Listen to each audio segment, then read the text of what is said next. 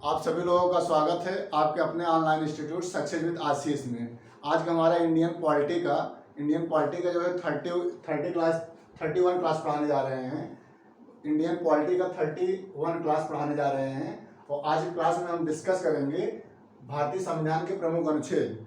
तो भारतीय संविधान के प्रमुख अनुच्छेद का आज पार्ट हमारा 3 है। तो पार्ट 3 हम लोग आज डिस्कस करने जा रहे हैं आप लोगों को। आज हम बताएंगे जो कौन कौन से जो है अनुच्छेद इम्पॉर्टेंट है और एग्जाम में पूछे जा सकते हैं। यानी हम वही अनुच्छेद यहाँ पर डिस्कस करेंगे जो एग्जाम के दृष्टिकोण से इम्पॉर्टेंट है। ओके, तो इसके पहले हम भारतीय संविधान के प्रमुख अनुच्छेद से संबंधित 2 पार्ट जो है क्लास वीडियो बना करके अपने यूट्यूब चैनल पर अपलोड कर दिए हैं। आप लोगों से रिक्वेस्ट है कि प्लीज़ आप लोग हमारे यूट्यूब चैनल को सब्सक्राइब कर लीजिए और सब्सक्राइब करके प्लेलिस्ट में जाके सभी वीडियो को आप लोग देखिए। वीडियो देखने के बाद वीडियो को लाइक करिए, कमेंट करिए और हमारे वीडियो को लिंक को आप शेयर करिए प्लीज़। तो आज की क्लास हम प्रारंभ करने जा रहे हैं अनुच्छेद 74। अनुच्छेद 74 यह एग्जाम में पूछा गया है पीसीएस के और आरओ में पूछा गया है, तो ये जो इम्पॉर्टेंट है। तो अनुच्छेद 74 या राष्ट्रपति को सहायता एवं सलाह देने के लिए मंत्रिपरिषद का गठन करता है। यानी मंत्रिपरिषद से संबंधित प्रावधान अनुच्छेद 74 में दिया गया है। पहला अनुच्छेद आप लोग नोट कर ली आज की क्लास में, आज के 31 क्लास में, और पार्ट 3 में अनुच्छेद से संबंधित जो क्लास है हमारा उसमें पार्ट 3 में पहला अनुच्छेद है जो अनुच्छेद 74। अनुच्छेद 74 में क्या प्रावधान है? मंत्रिपरिषद। यानी मंत्रिपरिषद से संबंधित प्रावधान किस अनुच्छेद में दिया गया है? तो यह जो है अनुच्छेद 74 में दिया गया है। ओके, तो यदि मंत्रिपरिषद से संबंधित आपसे अनुच्छेद पूछा जाएगा तो आप इसका आंसर देंगे 74। ओके, तो महान्यायवादी से संबंधित अनुच्छेद 76 है।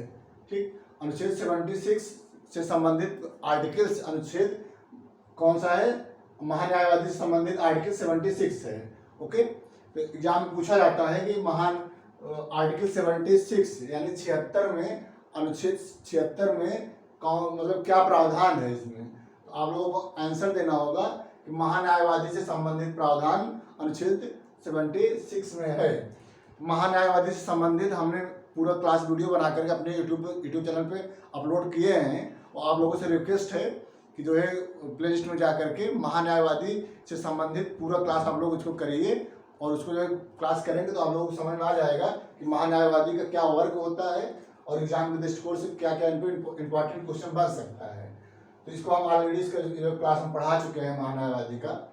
तो महान्यायवादी संबंधित जो आर्टिकल्स है, जो अनुच्छेद है, वह 76 है। ओके, नेक्स्ट है 78 में जो है प्रावधान है कि राष्ट्रपति को जानकारी देने आदि के संबंध में प्रधानमंत्री के कर्तव्य, यानी प्रधानमंत्री का यह कर्तव्य है अनुच्छेद 78 के अकॉर्डिंग।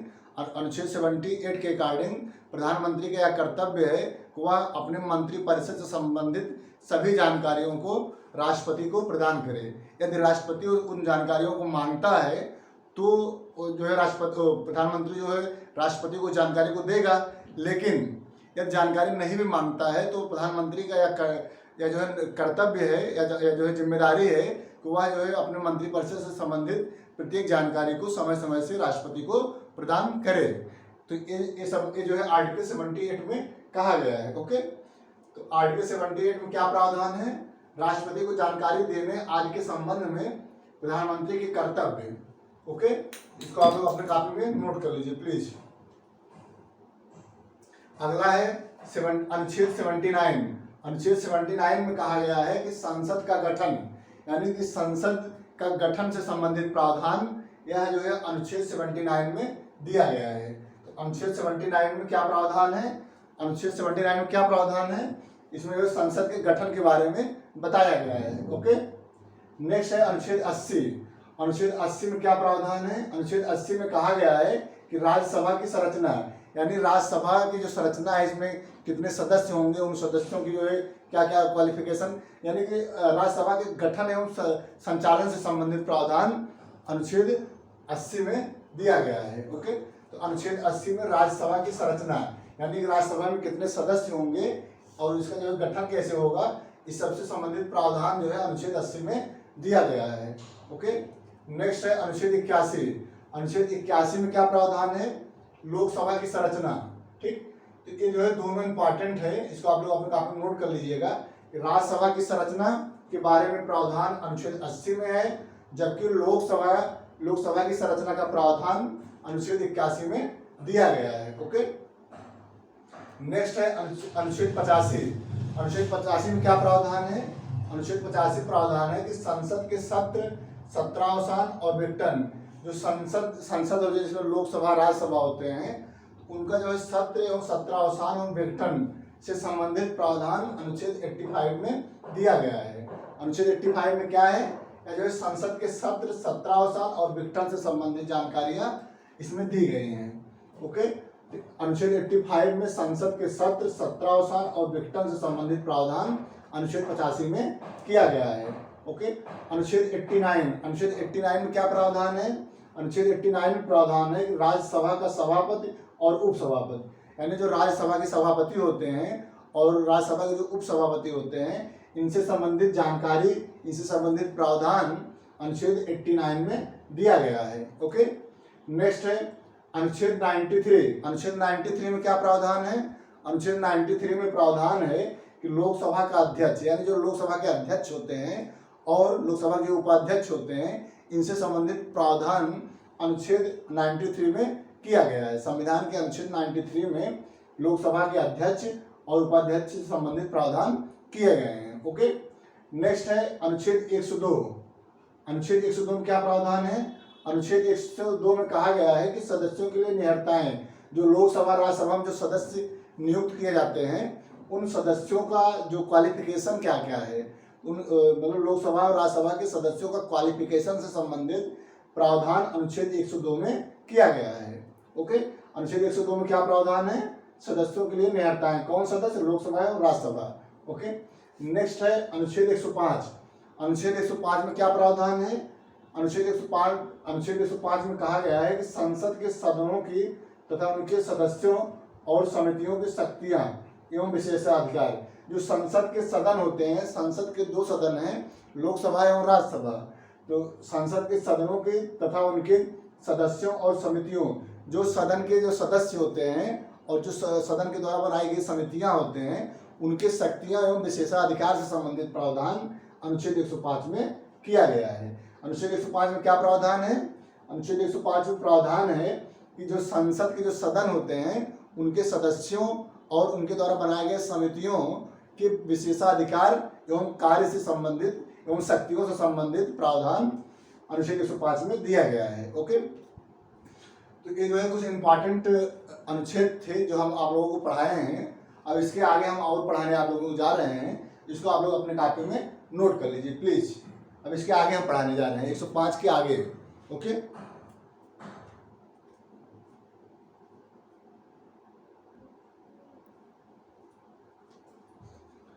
अगला हमारा अनुच्छेद है अनुच्छेद 108।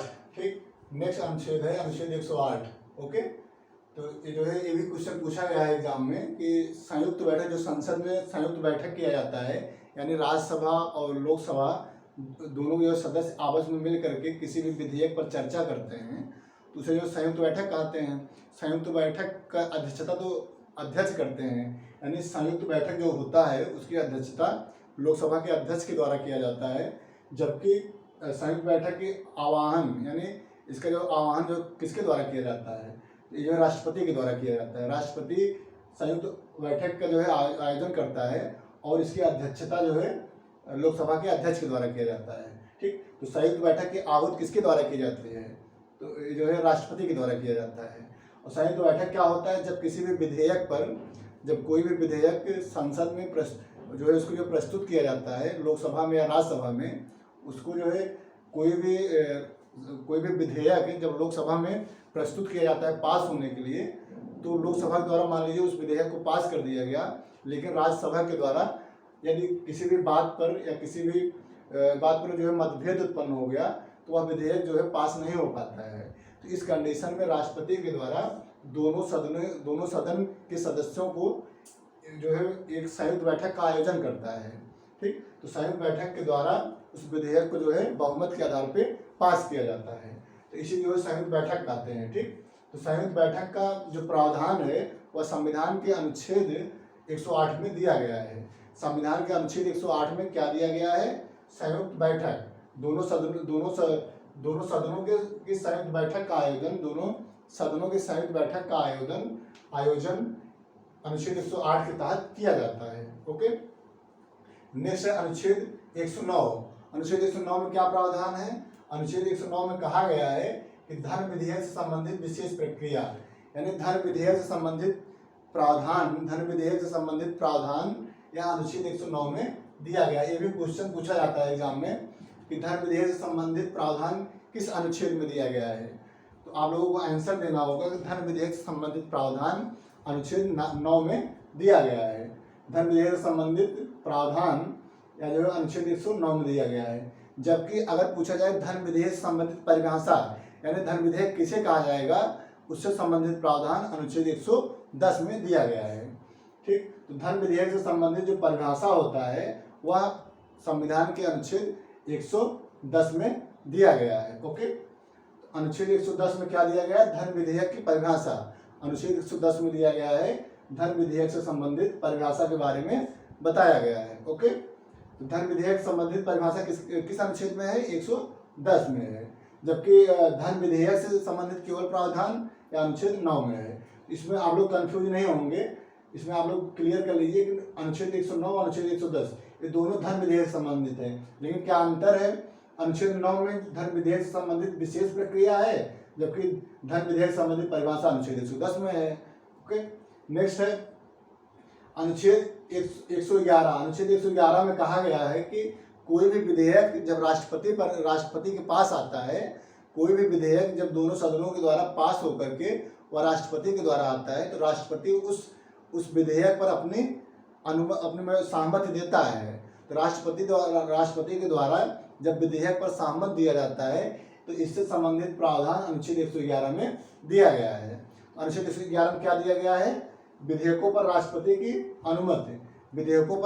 की अनुमति से संबंधित प्रावधान अनुच्छेद 111 में दिया गया है। विधेयकों पर राष्ट्रपति की अनुमति से संबंधित प्रावधान अनुच्छेद 111 में दिया गया है।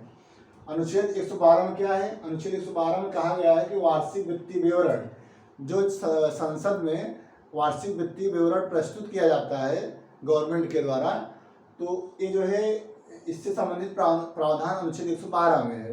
प्रत्येक साल के प्रारंभ में गवर्नमेंट के द्वारा संसद में बजट पेश किया जाता है। तो बजट जो है या बजट को जो है संसद में बजट नहीं कहा जाता। संसद में जो उल्लेख किया गया है बजट के स्थान पे उसको जो है वार्षिक वित्तीय विवरण कहा जाता है। ठीक है, तो बजट जो है, बजट शब्द का प्रयोग संसद में नहीं, अनुच्छेद में नहीं किया गया है। भारतीय संविधान के अनुच्छेद में बजट से संबंधित शब्द नहीं दिया गया है। वहाँ बजट के स्थान में वार्षिक वित्तीय विवरण दिया गया है। ठीक, तो जब क्वेश्चन आप लोगों से पूछा जाएगा कि वार्षिक वित्तीय विवरण से संबंधित प्रावधान भारतीय संविधान के किस अनुच्छेद में है, तो आप लोग आंसर देंगे अनुच्छेद 112 में दिया गया है। ठीक, तो अनुच्छेद 112 किससे संबंधित है? बजट से संबंधित है, वार्षिक वित्तीय विवरण से संबंधित है। अनुच्छेद 114 में क्या दिया गया है? इनमें जो है विनियोग विधेयक से संबंधित है। ठीक, जब जो है संचित निधि से जब पैसा निकालना होता है तो विनियोग विधेयक के माध्यम से संचित निधि से पैसा निकाला जाता है। तो जो विनियोग विधेयक क्या है? विनियोग विधेयक के द्वारा संचित निधि से पैसा निकाला जाता है। ओके, तो विनियोग विधेयक से संबंधित प्रावधान अनुच्छेद 114 में दिया गया है। अनुच्छेद 114 में क्या है? विनियोग विधेयक से संबंधित प्रावधान दिए गए हैं। नेक्स्ट है अनुच्छेद 122। अनुच्छेद 122 में कहा गया है कि न्यायालयों के द्वारा संसद की कार्रवाइयों की जांच न किया जाना, यानी संविधान के अनुच्छेद 122 में कहा गया है कि न्यायालयों के द्वारा संसद की कार्रवाइयों की जांच न किया जाना, यानी कि किसी प्रकार से कोई भी जांच संसद का न्यायालयों के द्वारा नहीं किया जाएगा। यानी कोई भी न्यायालय के द्वारा संसद की कार्रवाइयों की जांच नहीं की जा सकती है, और ऐसा प्रावधान अनुच्छेद 22 में किया गया है। ओके, अनुच्छेद 123 में अनुच्छेद 123 में कहा गया है कि राष्ट्रपति के द्वारा अध्यादेश जारी करने की शक्ति, तो राष्ट्रपति के द्वारा अध्यादेश जारी करने की शक्ति यह अनुच्छेद 123 में दिया गया है। तो राष्ट्रपति किन कंडीशन में अध्यादेश जारी करता है? राष्ट्रपति के द्वारा अध्यादेश तब जारी किया जाता है जब किसी भी सत्र में संसद के दोनों सदन या कोई एक सदन उपस्थित नहीं है। ऐसे कंडीशन में राष्ट्रपति के द्वारा यह आभास हो जाए कि देश में जो है ऐसी परिस्थिति उत्पन्न हो जाए कि अध्यादेश जारी करना आवश्यक है। तो ऐसे कंडीशन में राष्ट्रपति के द्वारा अध्यादेश जारी किया जाता है। तो अध्यादेश जारी करने का जो प्रावधान है वह अनुच्छेद 123 में दिया गया है। ओके, तो आज की क्लास में हम आप लोगों से जो है कुछ इम्पॉर्टेंट अनुच्छेद के बारे में डिस्कस किए हैं। आज के 31 क्लास में इंडियन पॉलिटी, भारतीय राज्य व्यवस्था से संबंधित आज का हमारा जो 31 क्लास था, और पार्ट 3 मतलब भारतीय संविधान के प्रमुख अनुच्छेद में पार्ट 3 में हमने कुछ इम्पॉर्टेंट अनुच्छेद को आप लोगों के साथ डिस्कस किया, और हम वही अनुच्छेद यहाँ पे डिस्कस किए हैं। हम वही अनुच्छेद यहाँ पे डिस्कस किए हैं जो एग्जाम के दृष्टिकोण से इम्पॉर्टेंट है और आने वाले एग्जाम में पूछे भी जा सकते हैं। और जो एग्जाम हुए हैं उन एग्जाम में, जैसे पीसीएस में अधिकतर जो है अनुच्छेद जो हम यहाँ पर डिस्कस किए हैं वो पीसीएस में पूछा जाता है और आरओ में भी पूछा जाता है। अब इस समय जो UP PCS, UP triple SC का जो पेट एग्जाम है उसमें भी अनुच्छेद से क्वेश्चन आएगा। तो आप लोग जो है इस वीडियो को आप लोग अच्छे से देखिए और वीडियो देख करके एक नोट्स बनाइए और उसको आप लोग पढ़िए। ठीक, तो आज की क्लास में इतना ही। आप लोगों से रिक्वेस्ट है प्लीज़ आप लोग हमारे इस वीडियो के लिंक को आप मैक्सिमम शेयर करिए और हमारे इस जो है यूट्यूब चैनल को आप लोग सब्सक्राइब करिए और वीडियो को लाइक करिए, कमेंट करिए और हमारे वीडियो लिंक को आप शेयर करिए प्लीज़। तो आज की क्लास में इतना ही। अब इसके आगे हम अगले क्लास में डिस्कस करेंगे। आज के लिए इतना ही। बहुत बहुत धन्यवाद। Thank you so much.